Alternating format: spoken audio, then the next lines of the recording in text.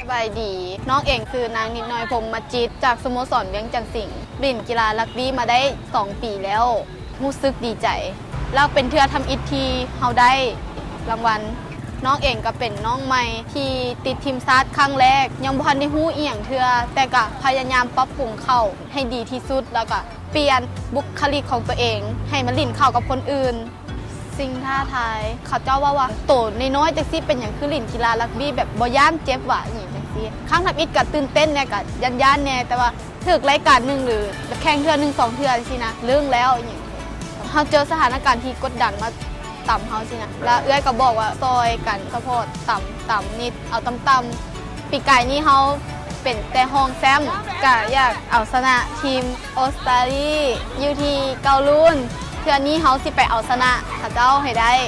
เฮาสิเอารางวัลกลับบ้านอยากพัฒนาตัวเองอยากลิ้นอยู่เอเชียนเกมอยู่อินโดก็อยากให้คนลาวหันมาเบิ่งกีฬารักบี้ลาวอยากให้พัฒนาออกไปให้หลายกว่านี้